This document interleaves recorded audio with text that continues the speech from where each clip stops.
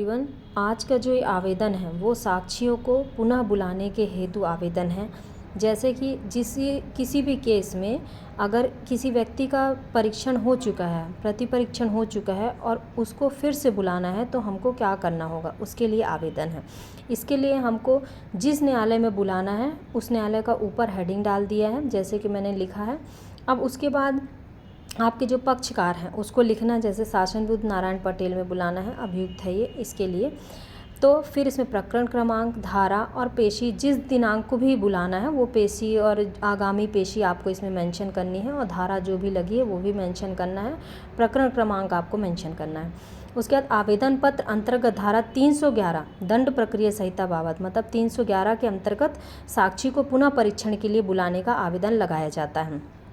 अब अभियुक्त की ओर से सादरपूर्वक निम्न निवेदन प्रस्तुत है, ऐसा लिखना है। फिर यह कि उक्त प्रकरण श्रीमान माननीय न्यायालय के समक्ष विचारण हेतु नियत है। मैंने लिख दिया है विचारण हेतु नियत है, पर अगर आपको पता है कि किस लिए नियत है, किस कारण से, क्योंकि हर केस में अलग अलग तरीके से प्रक्रियाएं चलती हैं और नियत रहते हैं, उस हिसाब से आप उसमें ऊपर मेंशन कर सकते हैं।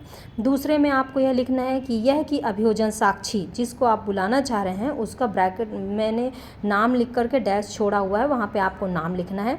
इस मामले में एक महत्वपूर्ण साक्षी है बताते हुए उसकी गवाही दिनांक, पहले दिनांक देना है आपको कि किस दिनांक को हो चुकी है, वो डालना है। फिर यहाँ पर यह भी उल्लेख करना आवश्यक है कि मामला पुनः किस तिथि को गया है, ये आपको उसमें बताना होगा।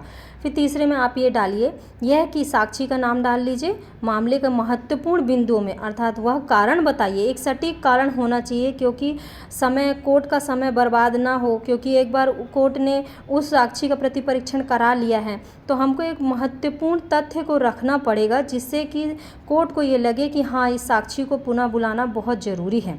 तो आप उसमें एक महत्वपूर्ण तथ्य का उल्लेख करें, पर अतिरिक्त प्रति परीक्षण करने के लिए पुनः बुलाना आवश्यक है बताते हुए आप इसको लिखें।